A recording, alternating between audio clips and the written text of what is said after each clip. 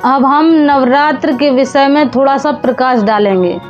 नवरात्र साल में 4 प्रकार के आते हैं: शरद, चैत्र, आषाढ़ और गुप्त। इन सदगुरुदेव की जय। बंदी छोड़ कबीर साहिब की जय। बंदी छोड़ गरीबदास जी महाराज की जय। दादा गुरु रामदेवानंद जी महाराज की जय। बंदी छोड़ सतगुरु रामपाल जी महाराज की जय। सभी संतों की जय, सभी भक्तों की जय, धर्मी पुरुषों की जय। सत साहिब।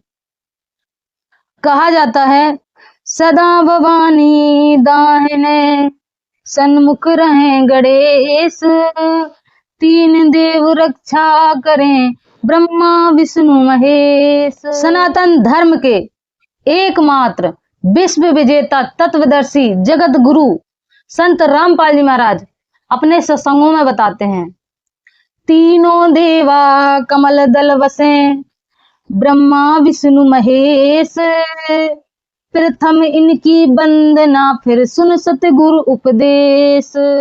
तो दर्शकों, आज का वीडियो बहुत ही खास होने वाला है। इस नवरात्रि में ये जान लें कि आदि सनातन धर्म की जो नींव है वो गुरु पर टिकी हुई है। जैसे कि कहा जाता है, गुरुर ब्रह्मा गुरुर विष्णु गुरुर देवो महेश्वरा गुरुर साक्षात पर ब्रह्मा तस्मै श्री गुरुवे नमः। तो दर्शकों, गुरु के बगैर कोई भी पूजा, कोई भी अनुष्ठान सफल नहीं हो सकता। और पवित्र सनातन धर्म में राम और कृष्ण को सबसे ऊंचा दर्जा प्राप्त है।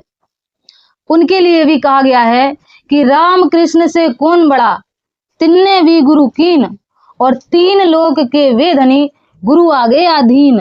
कि राम कृष्ण से, इस सनातन धर्म में जितने भी हैं, राम कृष्ण से बड़ा किसी को नहीं मानते।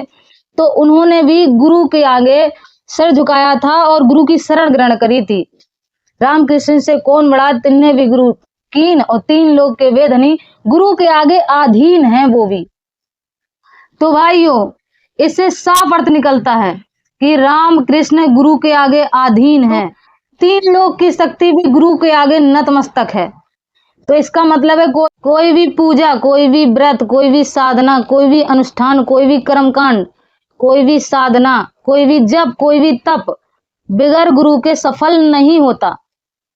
और अगर आप अपने ही मन से मंदिर चले जाते हैं, घंटी हिलाते हैं, 1 लोटा जल चढ़ा देते हैं, कन्या भोजन करवा देते हैं या भंडारा करवा देते हैं, अपने ही मनमाने आचरण, आप किसी भी प्रकार का ढंग से आपने कोई भी व्रत रख लिया, तो इससे लाभ तो कुछ होना नहीं, आपको उल्टी हानि हो सकती है। तो कल को ये मत कहने लगना कि माता ने हमें कोई लाभ दिया ही नहीं। तो भाइयों, अब हम नवरात्र के विषय में थोड़ा सा प्रकाश डालेंगे। नवरात्र साल में 4 प्रकार के आते हैं: शरद, चैत्र, आषाढ़ और गुप्त। इन 4 प्रकार के नवरात्र में 2 नवरात्र शरद और चैत्र, इन 2 नवरात्र में साधक विशेष प्रकार से माता की साधना करते हैं। तो भाइयों, पौराणिक कथा के अनुसार एक महिषासुर नाम का दैत्य था, जिसका संहार करने के लिए देवी ने 9 रूप धारण किए थे। वो 9 रूप कौन कौन से हैं देवी के, उन 9 रूपों के बारे में हम विस्तार से जान लेते हैं।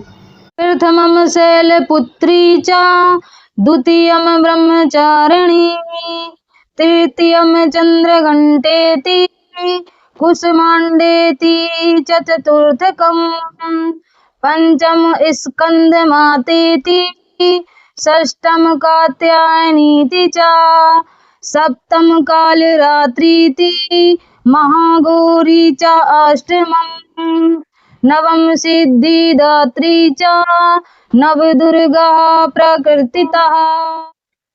अब स्पष्ट हो गया कि ये 9 दुर्गा के 9 रूपों के वर्णन हैं, और वो 9 दुर्गा, 9 देवियां एक ही है, और वो है प्राकृति देवी।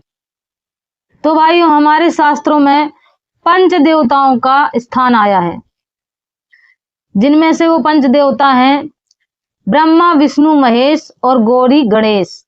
ये 5 देवता हैं जो इस मृत्यु लोक में 5 प्रधान देवता कहलाते हैं। बिना पूर्ण गुरु के इन 5 देवताओं की साधना लाभ की जगह आपको हानि पहुंचा सकती है। श्रीमद् भागवत गीता में गीता ज्ञानदाता अर्जुन से कहता है, अध्याय नंबर 4 श्लोक नंबर 34 में, कि तू उस परम तत्व की जानकारी प्राप्त करने के लिए तत्वदर्शी संतों की शरण में जा और कपट छोड़कर निस्वार्थ भाव से सरलता से उनसे प्रश्न कर। वो तुझे परमात्म तत्व का ज्ञान देंगे। और उस परमात्म तत्व का ज्ञान रखने वाले एक ही पूरे विश्व में मात्र एक ही संत हैं, जगत गुरु तत्वदर्शी संत रामपाल जी महाराज। भाइयों, पवित्र सनातन धर्म की शुरुआत वेदों से हुई है और वेदों के अंदर एक पूर्ण परमात्मा की भक्ति का विधान है, आदेश है। बाकी सब साधना है। ऋग्वेद मंडल नंबर 10 सूक्त 90 श्लोक 1 से 4 तक पूर्ण परमात्मा, एक पूर्ण परमात्मा को ही सर्वश्रेष्ठ बताया गया है। कबीर अपनी वाणियों में कहते हैं, एक साधे सब सदे, सब साधे सब जाएं, और माली सींचे मूल को फूले फले अघाए। अर्थात एक पूर्ण परमात्मा की भक्ति करने से ही सारे लाभ प्राप्त होंगे।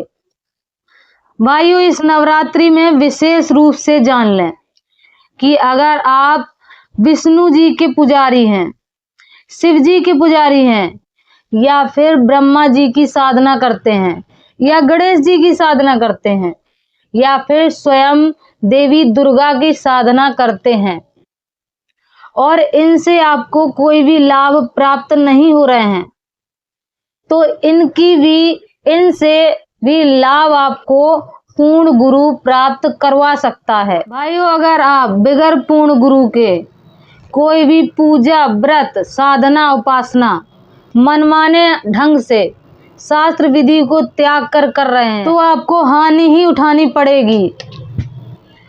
भाइयों, हम यूं ही नहीं बोल रहे हैं, इसका प्रमाण भी देंगे। जैसा कि गीता ज्ञानदाता ने पूर्व में ही गीता अध्याय 4 श्लोक नंबर 34 में कहा था कि तत्वदर्शी संत की शरण में जाओ। और अगर आप तत्वदर्शी संत की शरण में नहीं जा रहे हैं, तो इसका मतलब यही है कि आप मनमाना आचरण कर रहे हैं। फिर आगे गीता ज्ञानदाता ने उन्हीं लोगों के लिए कहा है जो मनमाना आचरण करते हैं।